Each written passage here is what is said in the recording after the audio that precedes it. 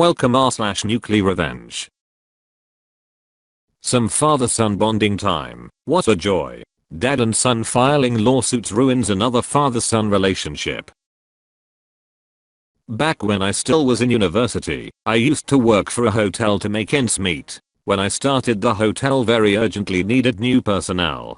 So I cut a deal with the old owner about getting to choose and pick shifts, so I could visit my courses and exams. Speaking some extra foreign languages, I also got a little bonus each month on top. The old owner was a great guy. He owned multiple hotels, so I rarely saw him. But when he was in the house, he always made a point to have drinks with the staff, chat with us, and if we were free, he even invited those of the front desk to fancy restaurants who were not on shift. Fast forward. I had worked in the hotel for a few years now and was nearing the completion of my studies. So it wouldn't have been an eternity until I had to quit anyway, as I was of course more interested to work in my field of study. As part of my deal with the old owner, I mostly chose to work night shifts, allowing me to visit my courses at university during the day. To make up for my privileges, I had picked up the habit of doing some extra work in the dead of night other shifts would normally have to do, when I on contrast cold sat around and stared at the walls. People were grateful for the help in the beginning, and we became a rather tight-knit group.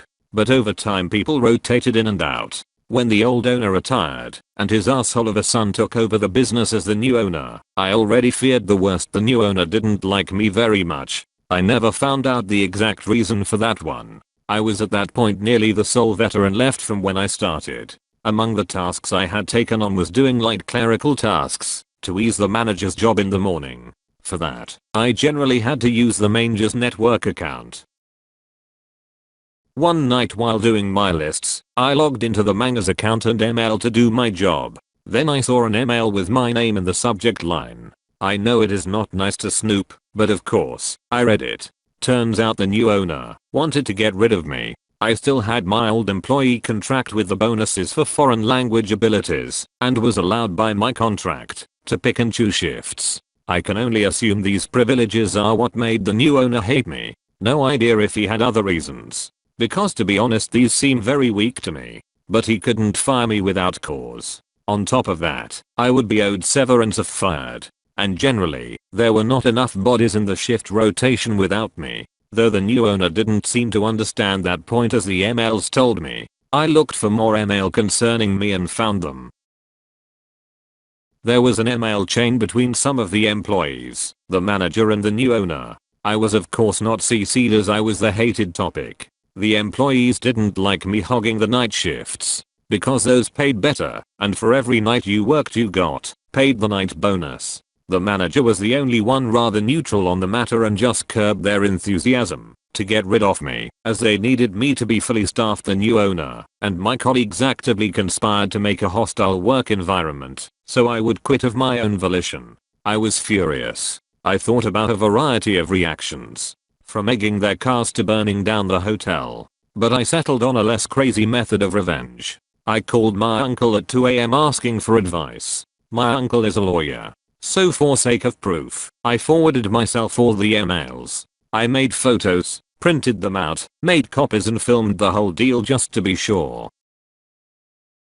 My uncle told me to sit tight and see if things got worse or if it was just bluster. And so I gave it a few days, and things did take a turn. Snide remarks about my looks, clothing and so on were only the tip of the iceberg.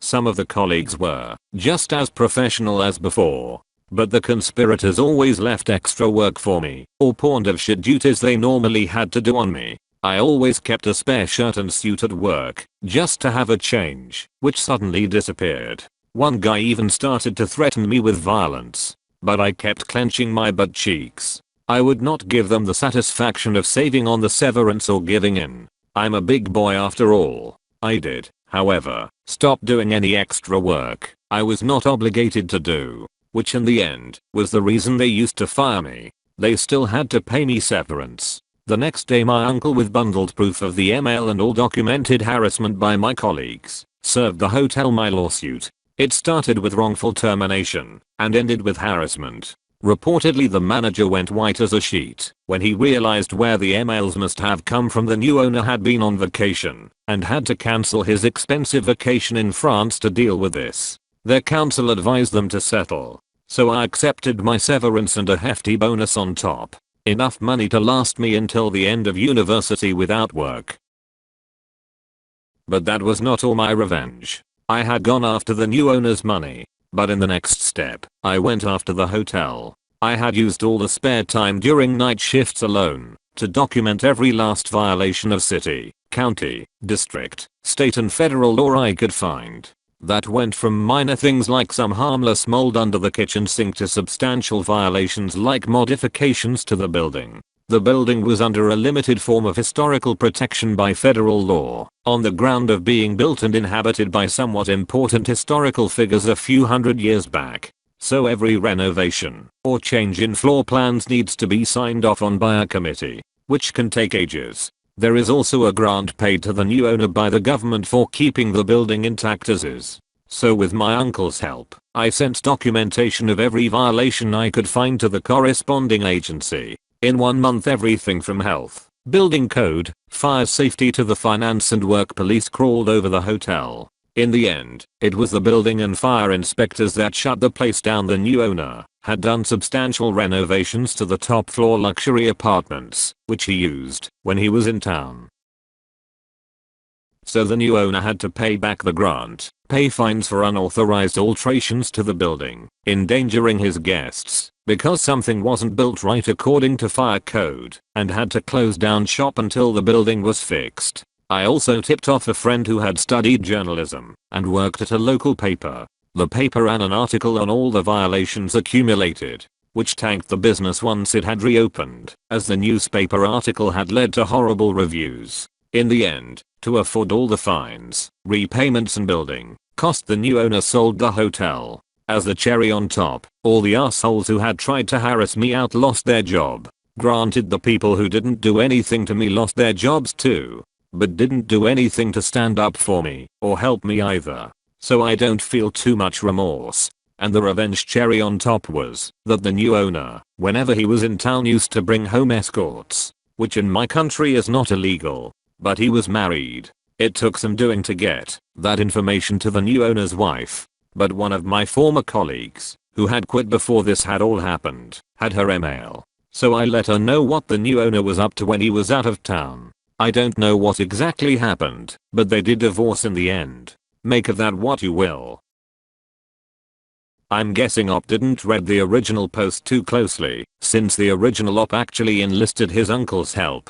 This story doesn't ring true to me on only one detail, because I have a hard time thinking a court would allow emails not sent to the original Op to be admissible, because technically printing emails to a third party is akin to fraudulently accessing their account.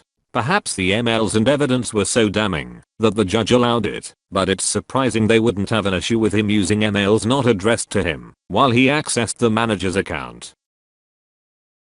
I was actually assuming they weren't given their foreign language competencies. I figured Europe from the context, but that still seems it would be relatively standard that emails gotten through seemingly fraudulent means would be inadmissible. But maybe whatever country they are in doesn't look closely at that. Depending if any consuetudinary rights are applied here, that is, a right given by a custom, rather than proper law. If he doing the manager's work and accessing his mail was the norm, no judge can say anything against it in that case.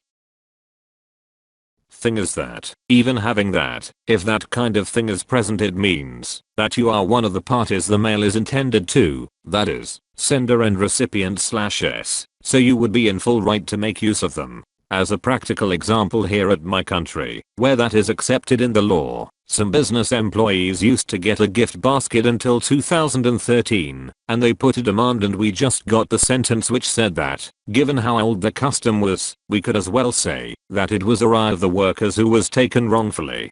Following the same thought line, Op was allowed to do that task so many times that we could say he was entitled to the use of the information, therefore he could rightfully use the emails as a proof.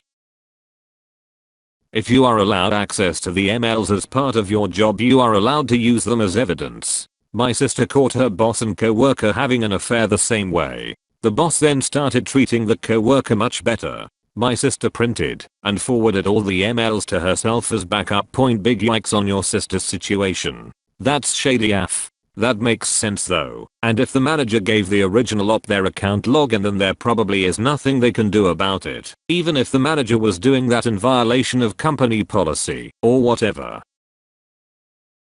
It's unlikely this case even went to trial. It was most likely settled out of court before they even had a trial date set. With this evidence, op could have gotten a lot more money. Except he was given the credentials, so it would be admissible on the grounds that he was indeed supposed to have access and the new owner was too inept and or ignorant to know otherwise. If they thought it was enough grounds that they would win, they likely wouldn't have settled. They can't be introduced as substantive evidence, but can be used to impeach them if they lie in response to a question. If asked if they've ever discussed intentionally creating a work environment and they say no, the emails can be introduced to prove them wrong.